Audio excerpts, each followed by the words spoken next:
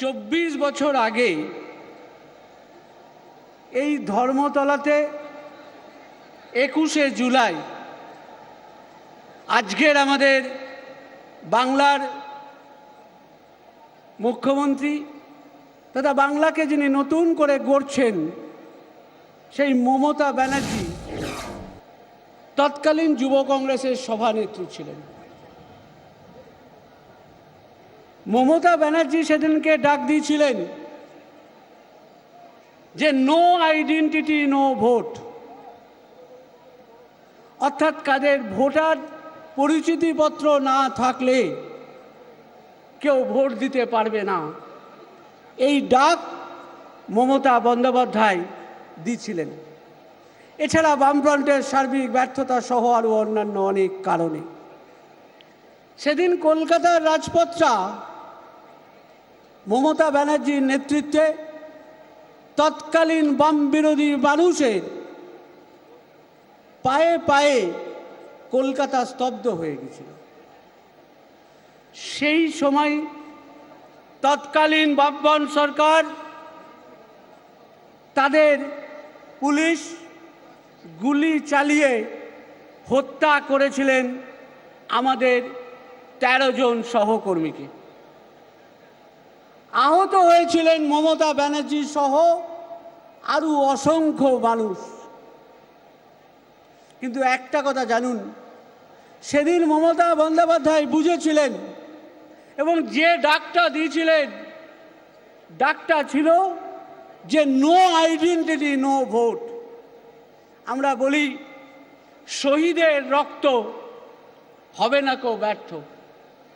আজকে 93-এর 21শে জুলাই আমাদের 13 জন সহকর্মী মমতা ব্যানার্জির ডাকে নো আইডেন্টিটি নো ভোটের দাবিতে কলকাতার রাজপথে রক্ত দিয়েছিলেন।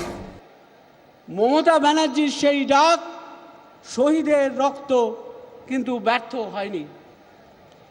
93 সালের 21শে জুলাই আমাদের সহকর্মীরা রক্তাক্ত হয়েছিলেন।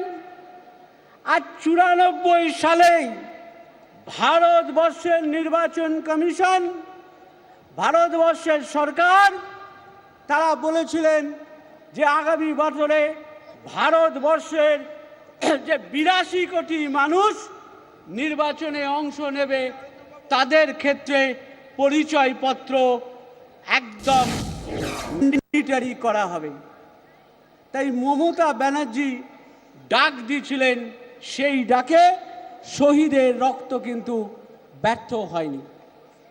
21শে জুলাইয়ের পর আমাদের প্রথম সমাবেশ হয়েছিল তৎকালীন স্প্ল্যানেড ইস্ট 21শে আগস্ট। দেখুন, এই 21শে জুলাই আমরা যত মানুষ আসি, মমতা ব্যানার্জি সেদিন বলেছিলেন তিনি যতদিন বেঁচে থাকবেন ততদিন তিনি শহীদ স্মরণে এই 21শে জুলাই উনি মঞ্চে আসবেন।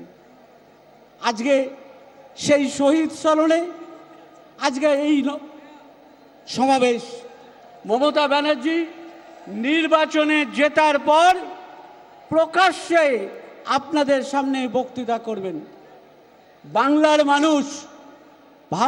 মানুষ 2011 সালে সিপিএমের বিরুদ্ধে রায় দিয়ে মমতা ব্যানার্জিকে সরকারে প্রতিষ্ঠা করেছিলেন। আর 2016 সালে বাংলার মানুষ মমতা ব্যানার্জির বাংলার উন্নয়ন করার কাজকে সমর্থন করে 211-তে আজকে 2 যোগ করে 213-তে পৌঁছে দিয়েছে। এটা বাংলার মানুষের কৃতিত্ব। তাই আমি আজ সভাকে বক্তৃতা, অনেক লোক বক্তৃতা করবেন, স্বাভাবিকভাবে বক্তৃতা দীর্ঘায়িত করছি না। আমি আপনাদের বলি যে মমতা ব্যানার্জি আজকে মানুষের উদ্দেশ্যে, দলের উদ্দেশ্যে আমাদের বার্তা দেবেন। আগামী 2018 পঞ্চায়েত, 2019-এ লোকসভা এবং আমাদের লক্ষ্য দিল্লিকে আগামী 2019 আমাদের তৃণমূল কংগ্রেসকে আমরা এমন একটা জায়গায় নিয়ে যাব যাতে তৃণমূল কংগ্রেস আগামী 2019-এ ভারতবর্ষের যে সরকার হবে সেই সরকারের নিয়ন্ত্রণ ভূমিকায় থাকতে পারে, মমতা ব্যানার্জি নিয়ন্ত্রকের ভূমিকায় থাকতে পারেন। নমস্কার, ধন্যবাদ। জয় হিন্দ। তৃণমূল কংগ্রেস জিন্দাবাদ, মমতা ব্যানার্জি জিন্দাবাদ। ধন্যবাদ। এবার আপনাদের সামনে বক্তব্য রাখবেন রাজ্যের মন্ত্রী, তৃণমূল কংগ্রেসের আমাদের মহাসচিব শ্রী পার্থ চট্টোপাধ্যায় মহাশয়।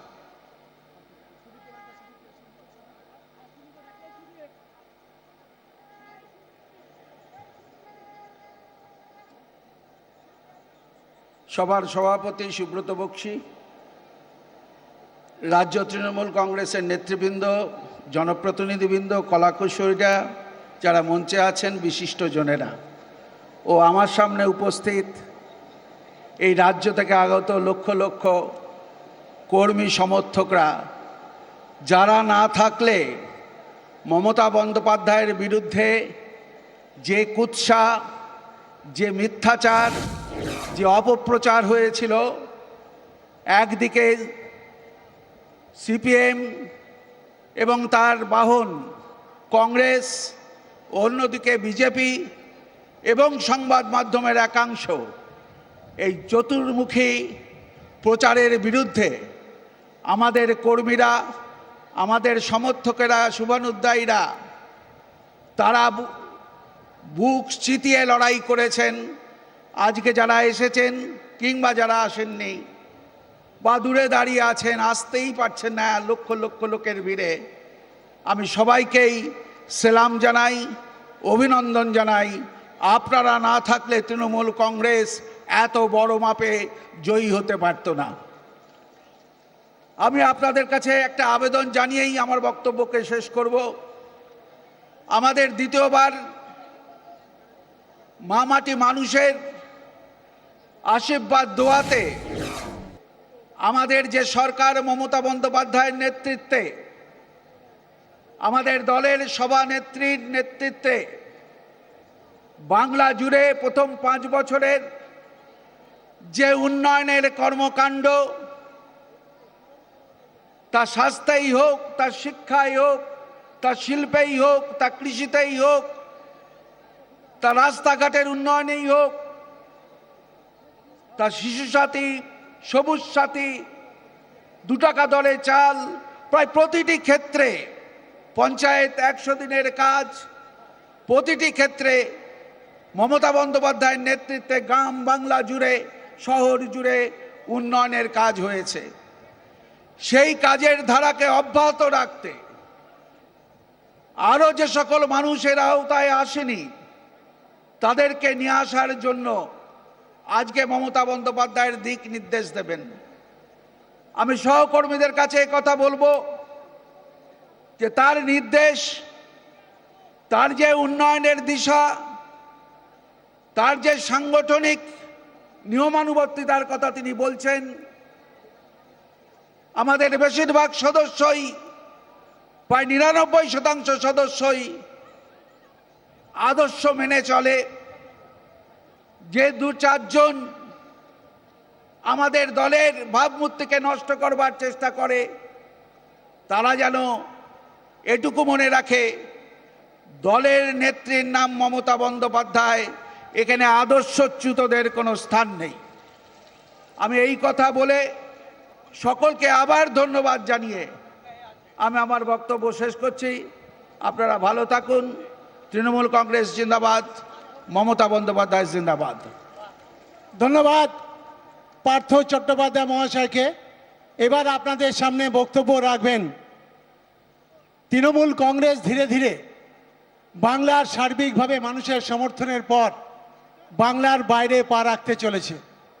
আমাদের পরবর্তী নিশানা আমাদের ত্রিপুরায় দলীয় বিধায়ক সুদীপ রায় বর্মনকে 2-4 কথা বলার জন্য আহ্বান করব।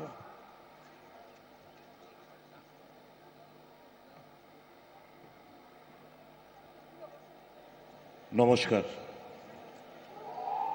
মাননীয়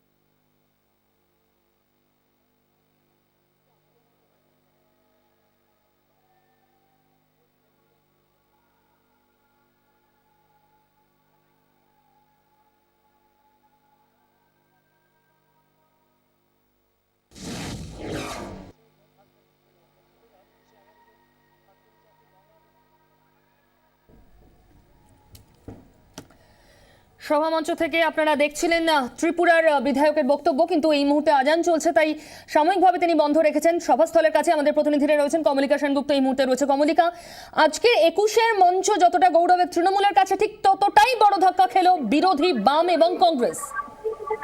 একেবারেই যেটা মনে করা হচ্ছিল যে বিরোধী বাম এবং কংগ্রেসের থেকে প্রত্যেকবারই 21শে জুলাইয়ে বিরোধী দল থেকে কিন্তু ভাঙিয়ে আনা হয় তৃণমূল কংগ্রেসে। এবার সার্বিকভাবে তৃণমূল কংগ্রেসের বিরোধী দল থেকে ভাঙিয়ে আনার ইচ্ছা না থাকলেও দেখা যাচ্ছে যে বিরোধী দল থেকে আবেদন করা হয়েছিল। যেরকম বিষ্ণুপুরের বিধায়ক, তিনি আবেদন করেছেন, দুদিন আগে তিনি সাংবাদিক বৈঠক করেছেন, তুষারকান্তি ভট্টাচার্য তিনি যোগ দিলেন। তার পাশাপাশি মালদার গাজলের দীপালি বিশ্বাস, তিনি মাঝে একবার গিয়ে বিধানসভায় মুখ্যমন্ত্রীর সঙ্গে দেখাও করেছিলেন, তিনিও আবেদন জানিয়েছিলেন। সেই আবেদনে তৃণমূল কংগ্রেস সাড়া দিলেন এবং তার পাশাপাশি আমরা দেখলাম কালিয়াগঞ্জের যে পুরসভা, সেই পুরসভাও কিন্তু তৃণমূল কংগ্রেস দখলে আনলো। অর্থাৎ 211 থেকে কিন্তু 2 বাড়লো তৃণমূল কংগ্রেসের। সব মিলিয়ে একদিকে যেরকম বার্তা দেওয়ার মঞ্চ এটা, অন্য দিক থেকে বিরোধীরা কোন জায়গায় পৌঁছে যাচ্ছে এবং এখনো বিরোধীদের থেকে তৃণমূল কংগ্রেসে কিভাবে বিধায়করা চলে আসছে সেটা দেখানোরও একটা জায়গা তৈরি হয়ে গেল। ঠিক এখানেই তোমার কাছে প্রশ্ন কমলিকা, এটা শহীদ স্মরণের মঞ্চ, কিন্তু কোথাও একটা শক্তি প্রদর্শনেরও মঞ্চ।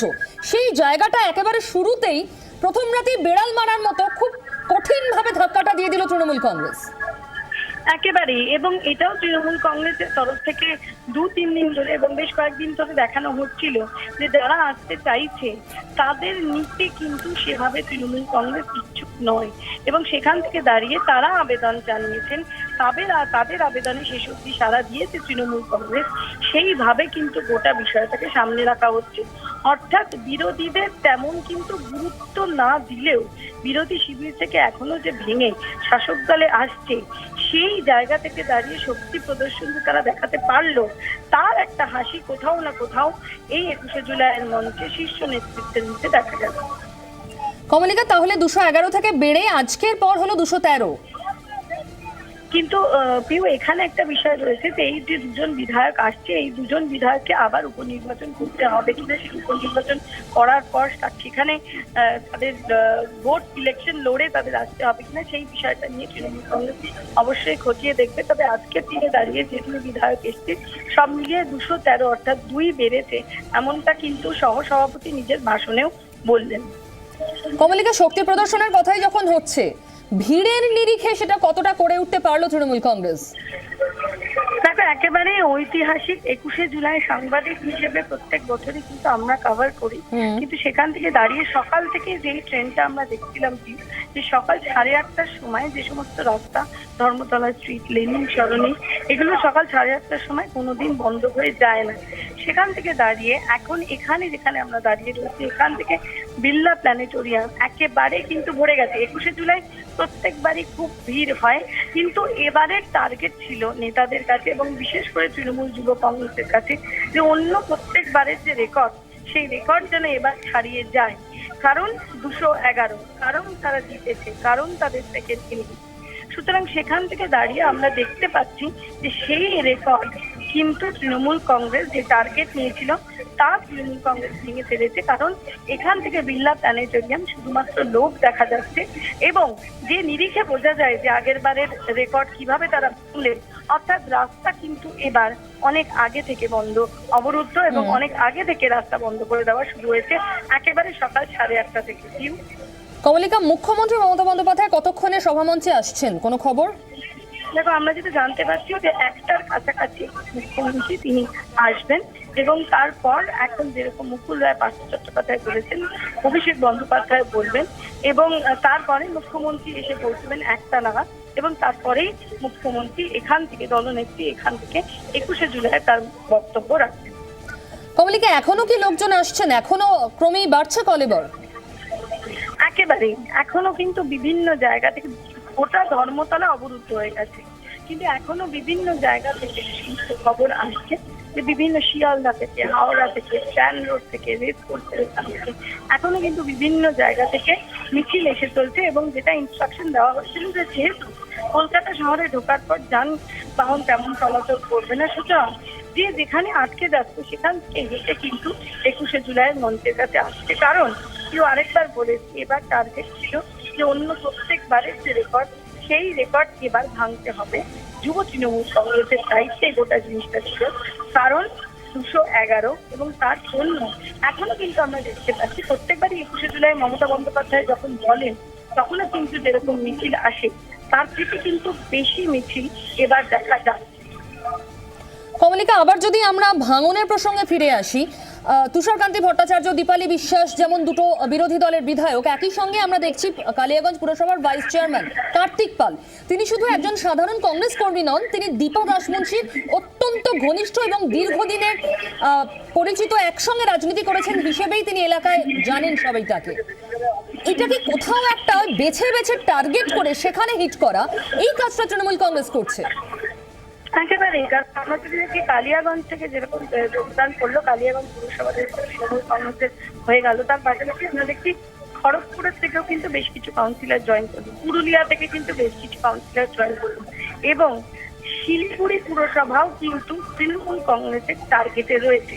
পুরসভা নির্বাচনে খুব ভালো ফলাফল করেনি, অর্থাৎ পুরসভাগুলোতে এই নির্বাচনে খুব ভালো ফলাফল করেনি তৃণমূল কংগ্রেস। এখান থেকে দাঁড়িয়ে পুরসভাগুলো কিন্তু আলাদা করে তৃণমূল কংগ্রেসের টার্গেট, এবং বিশেষ করে বললে যেখানে কংগ্রেসের এখনো শক্তঘাঁটি রয়েছে, যেরকম পুরুলিয়া, যেরকম খড়গপুর, যেরকম কালিয়াগঞ্জ, যেরকখন জোটের সবচেয়ে বড় এক্সাম্পল এবং সবচেয়ে ভালো এক্সাম্পল হচ্ছে শিলিগুড়ি।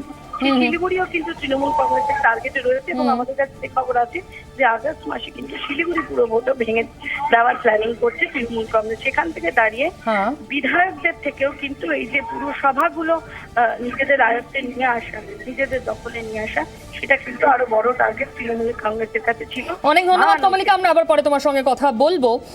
একে একে ভাঙন ধরানো বিরোধী শিবিরে এটাই এই মুহূর্তের লক্ষ্য 2019-এর আগে তৃণমূল কংগ্রেসের।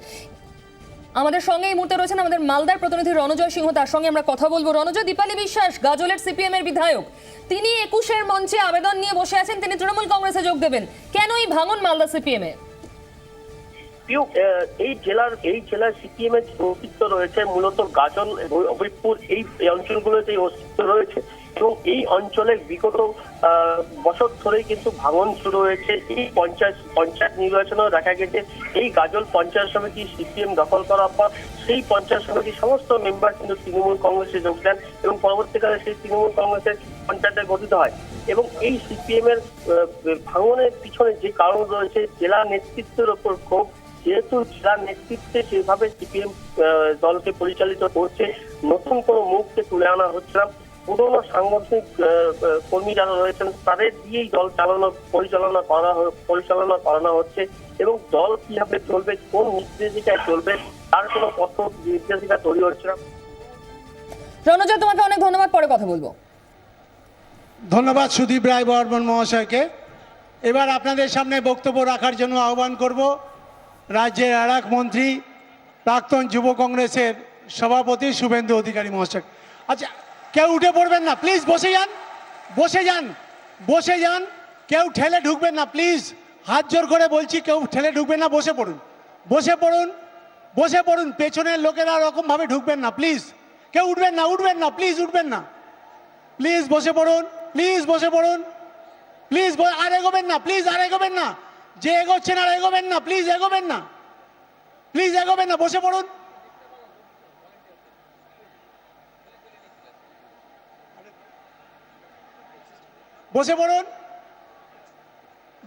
যারা বসে আছেন তারা স্বেচ্ছাসেবকের ভূমিকা পালন করে আর আসতে দেবেন না, যারা ঠেলে এগোচ্ছে তাদেরকে আসতে দেবেন না প্লিজ, যারা ঠেলে এগোচ্ছে আসতে দেবেন না, নিজেরা ভলেন্টিয়ার পালন করে তাদের বসিয়ে দিন। আমি অনুরোধ করব বসিয়ে দিন, লক্ষ লক্ষ মানুষ পায়ে হাঁটছেন, প্লিজ অনুরোধ করব, আসতে পারবেন না, সকাল 7টা থেকে এনারা বসে আছেন, প্লিজ বসে পড়ুন। যারা স্বেচ্ছাসেবক আছেন, সহকর্মীরা হাতে হাত মিলিয়ে সবাইকে বসিয়ে দিন, হাতে হাত মিলিয়ে বক্তব্য রাখছেন, হাতে হাত মিলিয়ে সবাইকে বসিয়ে দিন।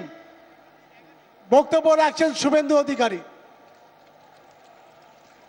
সম্মানীয় আজকের এই ঐতিহাসিক সমাবেশের সভাপতি, আমাদের রাজ্যের সভাপতি, প্রবীণ সাংসদ, সর্বভারতীয় সাধারণ সম্পাদক, শ্রদ্ধাভাজন সুব্রত বক্সী মহোদয়, দলের সিনিয়র লিডার পার্থ চট্টোপাধ্যায়, মুকুল রায়, অধ্যাপক সৌগত রায় সহ অনেকেই আছেন এবং এই দিনটি তৃণমূল যুব কংগ্রেস পালন করে জননেত্রী আমাদের সর্বাধিনায়িকার নির্দেশে।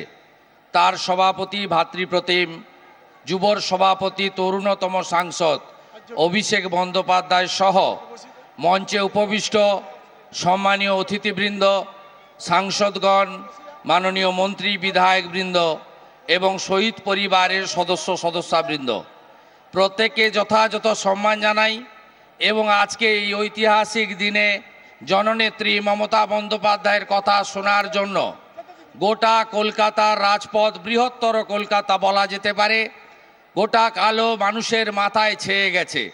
চারিদিকে লক্ষ লক্ষ মানুষ, গোটা পশ্চিমবাংলার একেবারে পাহাড় থেকে সাগর সর্বত্র সব জায়গা থেকে মানুষ এখানে এসেছেন শহীদদের তর্পণ করতে, মা মাটি মানুষকে প্রণাম সালাম জানাতে এবং জননেত্রী মমতা বন্দ্যোপাধ্যায় নির্দেশিকা গ্রহণ করার জন্য। আমি আপনাদের শ্রদ্ধা জানাই, সম্মান জানাই, সালাম জানাই, নমস্কার জানাই, জোহার জানাই। আজকের এই সভা মঞ্চে আপনারা জানেন আমরা 1993 শহীদদের তর্পণ করি। শুধু শহীদদের ওই দিনের শহীদ নয়, নেত্রী মমতা বন্দ্যোপাধ্যায় খাদ্য আন্দোলনে নুরুলের মা থেকে সাঁই বাড়িতে অত্যাচারী সিপিএমের হাতে খুন যারা হয়েছিল, ছেলের রক্ত মাখা ভাত মাকে খেতে বাধ্য করেছিল, সেই শহীদ পরিবার পরবর্তীকালে সিঙ্গুর নন্দীগ্রাম নেতাই সহ এই বাংলায় 34 বছর অত্যাচারী সিপিএমের রাজত্বে শত শত সহস্র সহস্র যে শহীদ হয়েছে তাদেরকে আমরা তর্পণ করি। এবং আপনারা জানেন 2011 সালের ঐতিহাসিক দ্বিতীয় স্বাধীনতার যুদ্ধে নেত্রী মমতা ব্যানার্জির নেতৃত্বে বাংলায় দ্বিতীয় স্বাধীনতার স্বাদ আমরা পেয়েছিলাম। নেত্রী তার দীর্ঘ রাজনৈতিক লড়াই, কখনো ফেলানি বসাক, কখনো চম্পলা সর্দার, কখনো ভিখারি পাসোয়ান, কখনো no identity card no vote, কখনো মানবাধিকার কোর্ট নিয়ে লড়াই করেছিলেন। সেই নেতিবাচক ভোটে আমরা জিতেছিলাম। ছোট আঙ্গারিয়া, বেনাচাপড়া, নন্দীগ্রাম, নেতাই, সিঙ্গুর সহ সমস্ত অত্যাচারের বিরুদ্ধে মানুষ মমতা বন্দ্যোপাধ্যায়ের নেতৃত্বে সরকার তৈরি করেছিল।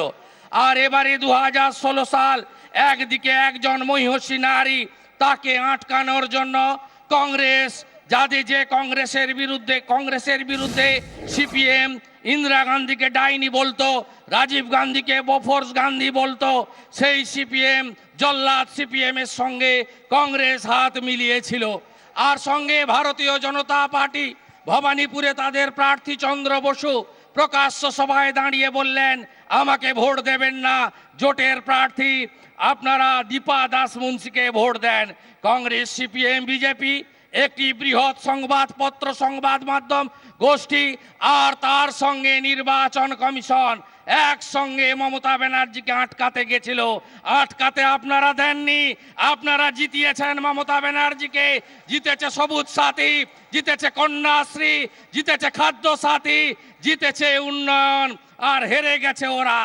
4 এপ্রিল প্রথম ভোট জঙ্গলমহলে। ওই সূর্যকান্ত মিশ্র বলেছিলেন জঙ্গলমহলের মানুষ তৃণমূলকে নাকি ছক্কা হাঁকিয়েছে, আর আপনারা সূর্য মিশ্রকে নারায়ণগড়ে হারিয়ে রাজনৈতিক অক্কায় পাঠিয়ে দিয়েছেন। আপনাদের সালাম, শ্রদ্ধা, শুভেচ্ছা, অভিনন্দন। অনেকে বলবেন আজকে সবাই দীর্ঘ বক্তব্য রাখা উচিত নয়। আমাদের নেতা ডক্টর পার্থ চট্টোপাধ্যায় যে কথা বলেছেন, দিদি যা চান, মানুষ যা চায় তাই তৃণমূল কর্মীদের করতে হবে, মন্ত্রীরাও এর বাইরে নয়। আমরা সে কাজটাই করব। আরো উন্নয়নের মধ্য দিয়ে মমতা বন্দ্যোপাধ্যায়ের নেতৃত্বে 2019 সালে দিল্লি চলো ডাক দিয়ে আমি আমার কথা শেষ করলাম। জয় হিন্দ, বন্দে মাতরম। ধন্যবাদ শুভেন্দু অধিকারীকে। এবার আপনাদের সামনে বক্তব্য রাখবেন রাজ্য যুব কংগ্রেসের সভাপতি তথা সর্বভারতীয় যুব কংগ্রেসের সভাপতি সাংসদ শ্রী অভিষেক বন্দ্যোপাধ্যায়।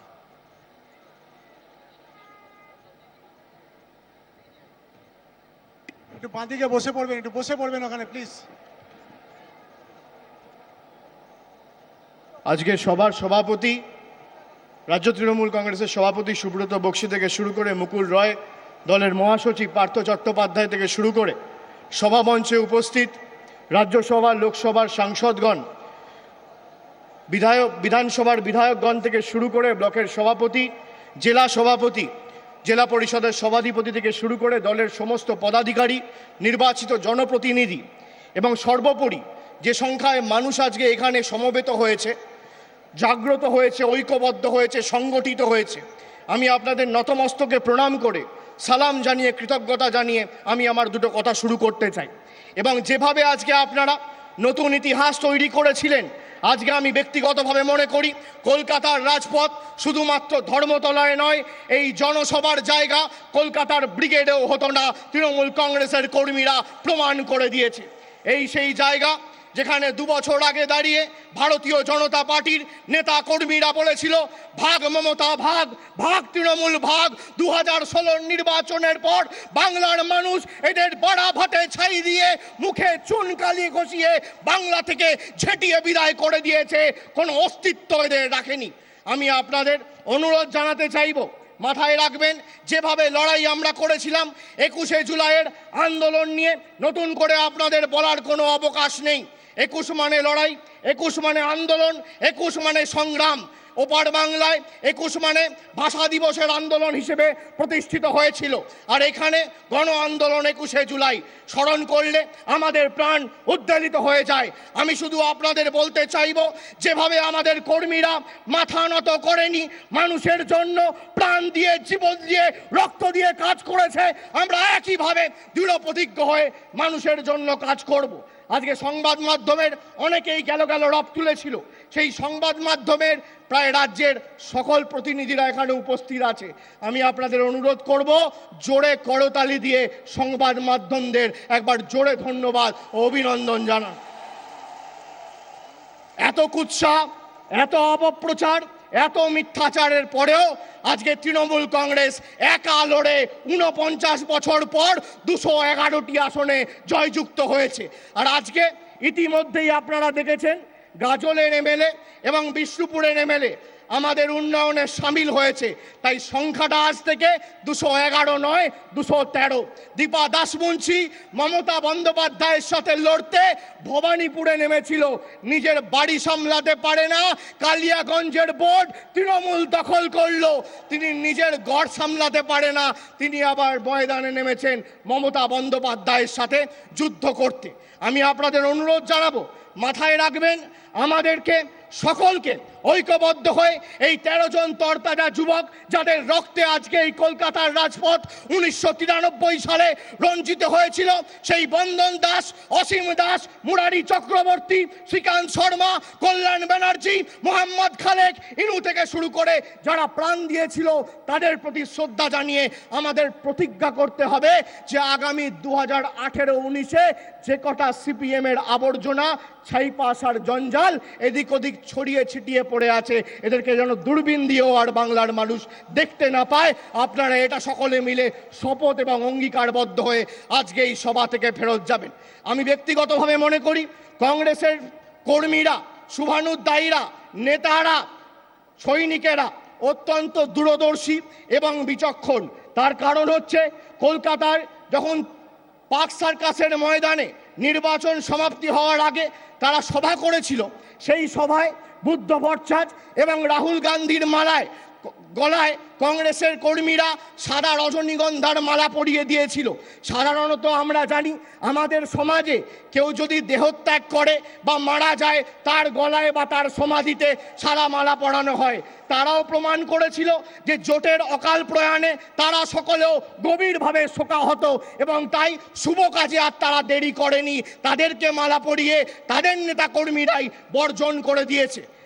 এরা 2011 সালে যেভাবে মুখ থুবড়ে পড়েছিল, হঠাৎ করে তারা গেল রব তুলল। এমনই দুর্দশা হাড়মাদদের এমনিতেই শনির দশা চলছিল। মমতা বন্দ্যোপাধ্যায়ের যত বিরোধিতা করেছে শনির দশা তত দীর্ঘায়িত হয়েছে। 2011 সালে মুখ্যমন্ত্রী পদপ্রার্থী 17,000 ভোটে হেরেছিলেন, আর 2016 সালে মুখ্যমন্ত্রী পদপ্রার্থী অর্থাৎ জোটের নামে ঘোটের মুখ্যমন্ত্রী পদপ্রার্থী সূর্য মিশ্র নারায়ণগড়ের মাটিতে প্রদ্যুৎ ঘোষের কাছে 13,000 ভোটে পরাজিত হয়েছে। বাংলার মানুষ প্রমাণ করেছে কি, আগে ছিল এরা মার্ক্সবাদ, তারপরে হলো হারমাদ, 2011 উন্মাদ, আর 16 বরবাদ। এদের বাংলায় কোনো জায়গা আর নেই, বাংলার মানুষ কোনো জায়গা আর এদেরকে দেবে না। আসুন আমরা ঐক্যবদ্ধ হয়ে লড়াই করে প্রমাণ করে দিই, শীত গ্রীষ্ম বর্ষা বাংলায় মমতা বন্দ্যোপাধ্যায় ভরসা, মমতা বন্দ্যোপাধ্যায়ের বিকল্প নেই, মমতা বন্দ্যোপাধ্যায়ের বিকল্প হবে না। আপনাদের সকলকে শুভেচ্ছা, ভালোবাসা, আদাব, সালাম, প্রণাম, অভিনন্দন জানিয়ে, নতমস্তকে শ্রদ্ধা, প্রণাম, কৃতজ্ঞতা জানিয়ে আমার বক্তব্য এখানেই শেষ করলাম। জয় হিন্দ, বন্দে মাতরম। তৃণমূল কংগ্রেস জিন্দাবাদ, মমতা বন্দ্যোপাধ্যায় জিন্দাবাদ, তৃণমূল যুব কংগ্রেস জিন্দাবাদ। বাঁদিকে যারা আছেন একটু বসে যাবেন, অনেকক্ষণ ধৈর্য ধরে বসে আছেন। অনুরোধ করবো কাউকে পেছন থেকে আসতে দেবেন না, আপনারা বসে পড়ুন, কেউ যেন আসতে না পারে। এবার আপনাদের সামনে বক্তব্য রাখবেন রাজ্যের আর এক মন্ত্রী, রাজ্য তৃণমূল কংগ্রেসের সাধারণ সম্পাদক বন্ধুবর ফিরহাদ হাকিম। আজকে আমাদের এই বিশালী জনসভার সভাপতি সুব্রত বক্সী, অন্যান্য নেতৃবৃন্দ, এখানে আমাদের বিধানসভার সদস্যরা, পার্লামেন্টের সদস্য এবং সর্বোপরি আমার তৃণমূল কংগ্রেসের সহযোদ্ধা বন্ধুরা এখানে আছেন। এটা ঠিক যে একটু বাদেই আমাদের, যার জন্য এই লাখো লাখো মানুষ আজকে অবজ্ঞা করেছেন, সেই মমতা বন্দ্যোপাধ্যায়, তার বার্তা নেবার জন্যেই আমরা সকলে এখানে এসেছি। কিন্তু একটা কথা শুধু আপনাদের মনে করে চাই, যে মিডিয়াতেও দেখিয়েছে, চারিদিকে কিছুটা মিডিয়া হৈ হৈ করেছিল, এইখানে দাঁড়িয়েই একটা সময় সেই যারা সাম্প্রদায়িক রাজনীতি করে তারা এসে বলেছিল ভাগ মমতা ভাগ। আর আজকে দেখুন পশ্চিমবঙ্গে মমতা ফিরে এসেছে, আর পশ্চিমবঙ্গে মমতাই থাকবে। তার কারণ পশ্চিমবঙ্গের মানুষ একজনকেই বিশ্বাস করে, তার নাম মমতা বন্দ্যোপাধ্যায়। আমি উল্টে বলবো, আগামী দিন সময় এসেছে যখন আমাদের দিল্লি থেকে বলতে হবে ভাগ মোদি ভাগ, ভাগ মোদি ভাগ, ভাগ মোদি ভাগ। সেই জায়গায় নেতৃত্ব দেবে মমতা বন্দ্যোপাধ্যায়। আমাদের সেই যুদ্ধে এরপরে এগোতে হবে। সিপিএম নেই, কংগ্রেস শেষ। ভারতবর্ষকে আজকে যদি সঠিক রাস্তায় নিয়ে যেতে হয়, তাহলে নিয়ে যাবেন একমাত্র আমাদের নেত্রী মমতা বন্দ্যোপাধ্যায়। সাম্প্রদায়িক শক্তির বিরুদ্ধে ভারতবর্ষে যদি কেউ মাথা তুলে দাঁড়িয়ে থাকে, তার নাম আমাদের নেত্রী মমতা বন্দ্যোপাধ্যায়। তাই তৃণমূল কংগ্রেসের কর্মীরা আমরা সবাই একযোগে বলবো, মমতা তুমি এগিয়ে চলো, আমরা তোমার সাথে আছি। মোদি ভাগিয়ে বা ভারতবর্ষ স্বাধীন আবার করো, আমরা তোমার সাথে আছি। জয় হিন্দ, বন্দে মাতরম। তৃণমূল কংগ্রেস জিন্দাবাদ, মমতা ব্যানার্জি জিন্দাবাদ। ধন্যবাদ ফিরহাদ হাকিমকে। এবার আপনাদের সামনে দু চার কথা বলার জন্য আহ্বান জানাবো আমাদের দক্ষিণ দিনাজপুরের নির্বাচিত বিধায়ক তথা রাজ্যের মন্ত্রী এবং দক্ষিণ দিনাজপুর জেলা তৃণমূল কংগ্রেসের সভাপতি বাচ্চু হাসদাকে।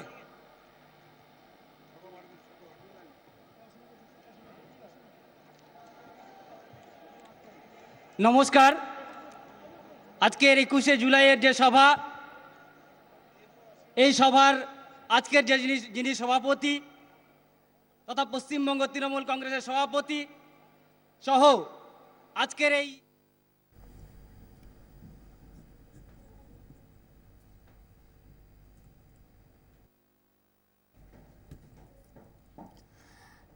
আপনারা সরাসরি দেখতে পাচ্ছেন ধর্মতলায় 21শে জুলাইয়ের সভা মঞ্চ। সেখানে একের পর এক তৃণমূল কংগ্রেস নেতারা বক্তব্য রাখছেন, আর কিছুক্ষণের মধ্যেই মমতা বন্দ্যোপাধ্যায় সেখানে পৌঁছবেন এবং এই মুহূর্তে তার জন্যই অধীর আগ্রহে অপেক্ষা করছেন তৃণমূল নেতা কর্মী সমর্থকরা। এবং আপনারা এই মুহূর্তে, আমরা প্রতিশ্রুতি দিয়েছিলাম যে 21টা ক্যামেরায় আপনাদের সামনে তুলে ধরবো 21শে জুলাই, এবং এই মুহূর্তে আপনারা 12টা ক্যামেরার ছবি সরাসরি দেখতে পাচ্ছেন 24 ঘন্টার পর্দায়।